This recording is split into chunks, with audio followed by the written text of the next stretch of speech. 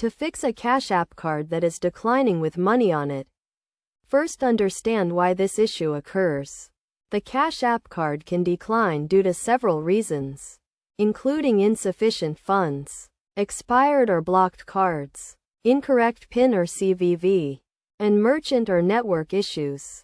Begin by checking your account balance to ensure you have sufficient funds for the transaction.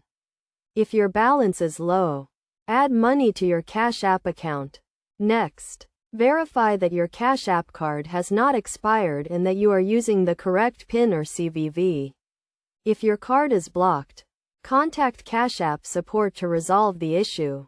Check if the merchant or network is experiencing technical difficulties, as this can also cause declined transactions. Ensure your Cash App account and card are active and not restricted.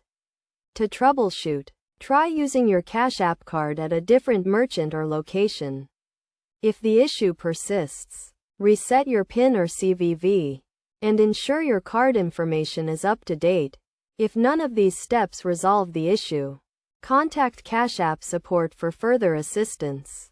Best practices to avoid declined transactions include regularly checking your account balance, keeping your Cash App card information up to date, and monitoring your account activity for any suspicious transactions.